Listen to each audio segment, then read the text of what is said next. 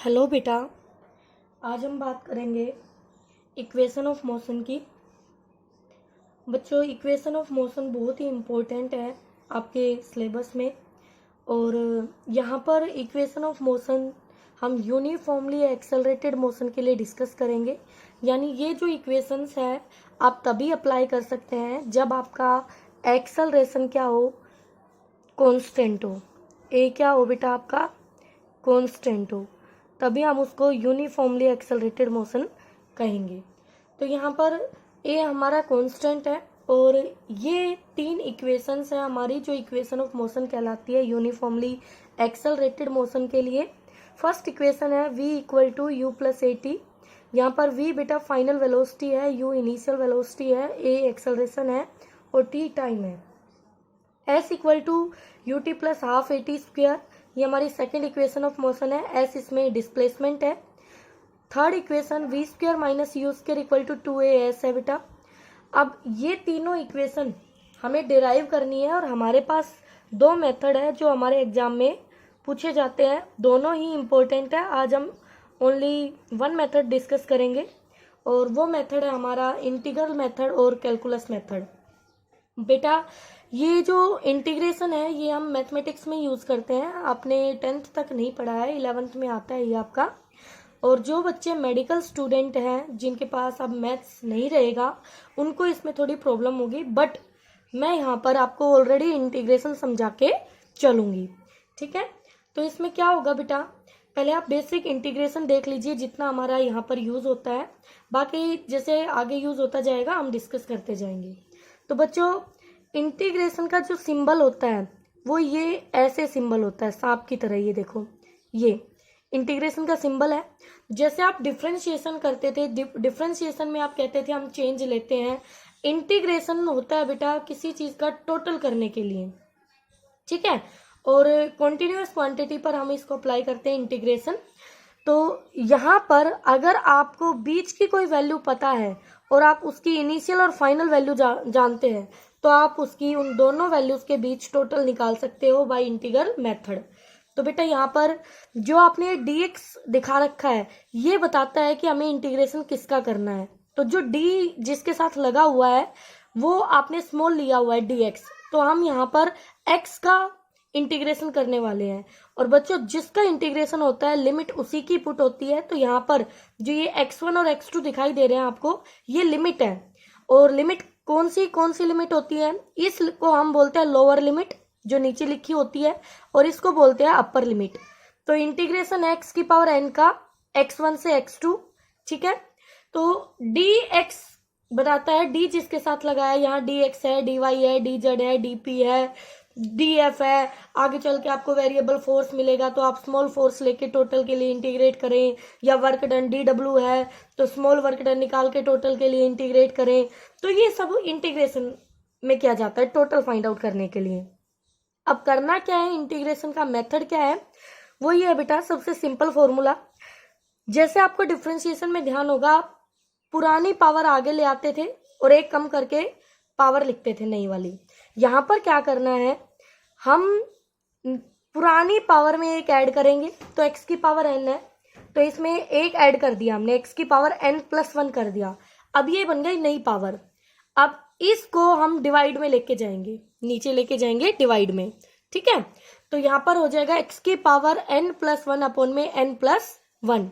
ये आपके पास इंटीग्रेशन हो जाएगा x की पावर n का x1 से x2। अब लिमिट पुट करनी है तो बेटा लिमिट जहां पर x है वहीं पर लिमिट पुट होती है, तो n+1 का कोई रोल नहीं है, इसको हम बाहर कर लेंगे। और x की जगह एक बार लिमिट होती है, पहले अपर लिमिट फिर माइनस लोअर लिमिट। मैं एग्जांपल में दिखाऊंगी आपको, तो मैंने यहाँ लिमिट पुट करके नहीं दिखाया आपको, अगर दिखाती हूँ तो ऐसे बनेगा। ये इसको लिख सकते हैं 1/n+1 को बाहर और अंदर लिखेंगे x की पावर, तो x की पावर अपर लिमिट x2, तो x2 की पावर n+1 फिर माइनस x1 की पावर लोअर लिमिट है x1 n+1। तो बेटा ये लिमिट पुट कर दी हमने यहाँ पर। तो ऐसे लिमिट पुट होती है बच्चों। इसके बाद मैंने अगला रूल दिखाया आपको कि हाँ बेटा, नेक्स्ट में क्या है, सी कोई कांस्टेंट है बच्चों, और इसके साथ फंक्शन है एक्स की पावर एन ही दिया हुआ है, ऊपर वाले में सिर्फ एक कांस्टेंट मल्टीप्लाई है। तो बेटा कांस्टेंट आपका बाहर हो जाएगा, और एक्स की पावर एन का वैसे ही करना है जैसे आपने फर्स्ट स्टेप में किया था, ठीक है। अगर हमारे पास सिर्फ dx है, उसके साथ कुछ भी मल्टीप्लाई में नहीं है, तो फिर हम कैसे करेंगे। तो आप मान लीजिए वहां पे 1 है, और 1 को हम x की पावर 0 लिख सकते हैं, और 0 में 1 ऐड करेंगे, नई पावर 1 हो गई, 1 से डिवाइड, तो x आ गया। तो अब सिंपल याद रखना, जब भी सिर्फ इंटीग्रेशन ऑफ dx आए तो x हो जाएगा, dy आए तो y हो जाएगा, dz आए तो z हो जाएगा, dp आए तो p हो जाएगा, इसी तरह से df आए तो f हो जाएगा, dw आए तो w हो जाएगा, ठीक है। तो वहां पे आपको ऐसे करके नहीं दिखाना है, ओके। एक फॉर्मूला ये भी है, बहुत सारे फॉर्मूले हैं बेटा, लेकिन अभी जो यूज में आएंगे वो बताए हैं मैंने आपको। 1/x dx, इसका इंटीग्रेशन होगा log x, इसका इंटीग्रेशन होगा log x, नेचुरल log, इसका बेस e है बेटा, ठीक है। तो ये कुछ फॉर्मूले हैं, ये आप याद कर लेंगे। अब एग्जाम्पल देख लीजिए, यहाँ पे दे दिया 5 dx और लिमिट दे दी 1 से 2। तो बेटा जैसे फॉर्मूला बताया, 5 कांस्टेंट, 5 को बाहर कर दो, और dx का इंटीग्रेशन x आएगा, x आ गया, और लिमिट हो गई 1 से 2। अब 5 बाहर है, लिमिट तो x की जगह पुट होगी क्योंकि x की लिमिट है, तो पहले अपर लिमिट 2, फिर माइनस करके 1 लोअर लिमिट, तो यहाँ बच गया 1, 1 इंटू 5 आ गया, ओके। एक और एग्जाम्पल है, 5x dx का इंटीग्रेशन, लिमिट वही रखी मैंने 1 से 2। तो बेटा वैसे ही 5 को बाहर किया, x का इंटीग्रेशन, x की पावर 1 है, 1 में ऐड किया 1, 2 हो गई, नई पावर से डिवाइड किया 2 से, और लिमिट हो गई 1 से 2। तो 2 को बाहर किया, 5/2 बाहर हो गया, और यहाँ पे थोड़ी मिस्टेक हुई, x स्क्वायर है, तो यहाँ पे x की जगह पहले अपर लिमिट 2 रखेंगे, तो 2 का स्क्वायर यहाँ करना है, और फिर माइनस करके 1 का स्क्वायर ऐसे करना है। तो बेटा बताओ ये क्या हो जाएगा, 2 का स्क्वायर 4 और 1 का स्क्वायर 1, तो क्या यहाँ 3 बचेगा, तो इनटू में 3 और आ जाएगा। तो ये हो गया आपका answer 15/2, this is your final result, ठीक है। तो इस तरह से हमें इंटीग्रेशन करना होता है बच्चों। अब देखिए हम अपने मेथड पे चलते हैं, कैसे हमें तीनों इक्वेशन को डिराइव करना है। पहली इक्वेशन है v equal to U plus A T. बेटा हमें पता है यहाँ पर इस रिलेशन को हम क्या कहेंगे, इसमें दोनों वेलोसिटी आई हुई है और एक्सेलरेशन आई हुई है, तो ये होगा वेलोसिटी एक्सेलरेशन इक्वेशन, ये होगी आपकी वेलोसिटी एक्सेलरेशन इक्वेशन, ठीक है। इसका बाय नेम ऐसे आ सकती है, और मैथमेटिकल इक्वेशन, मैथमेटिकल फॉर्म या फॉर्मूला इसका ये होगा। तो वेलोसिटी एक्सेलरेशन इक्वेशन जो, सॉरी वेलोसिटी एक्सेलरेशन नहीं, वेलोसिटी टाइम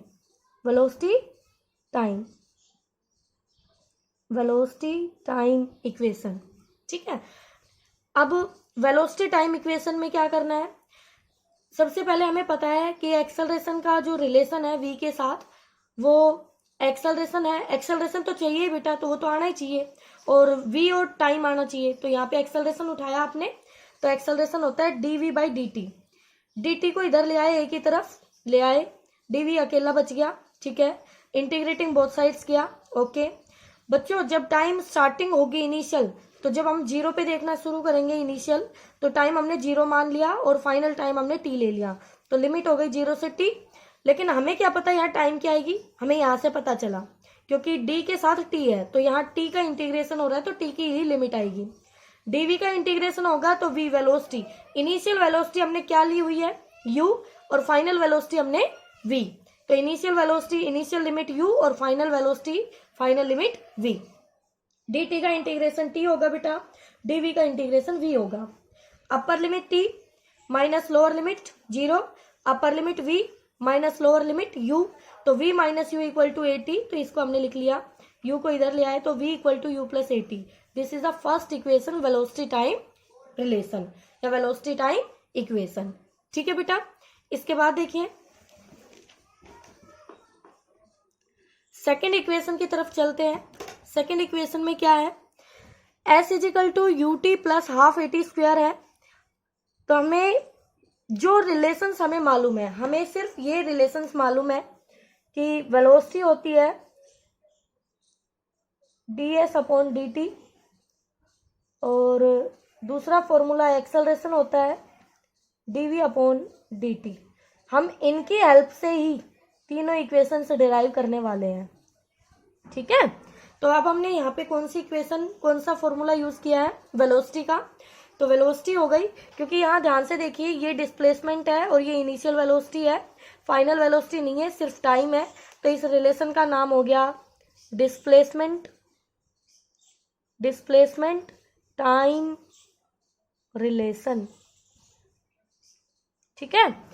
ये इस नाम से भी पूछी जा सकती है, आपको ऐसे नहीं देगा तो ऐसे नाम दे देगा, तो बच्चों को पता ही नहीं होता कौन सी इक्वेशन डिराइव करनी है। तो ये मैं याद करने का तरीका बता रही हूँ आपको। जिस फॉर्मूले में दोनों वेलोसिटी आए तो उसमें वेलोसिटी का रिलेशन होगा, एक्सेलरेशन कहीं नहीं आएगा किसी में भी, क्योंकि ये है यूनिफॉर्मली एक्सेलरेटेड मोशन।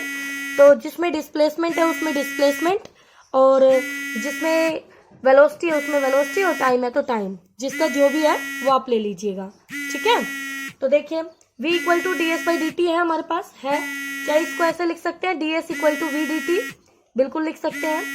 तो यहाँ से v हमने डिराइव किया है फर्स्ट इक्वेशन में, from first equation of motion v equal to U plus A T.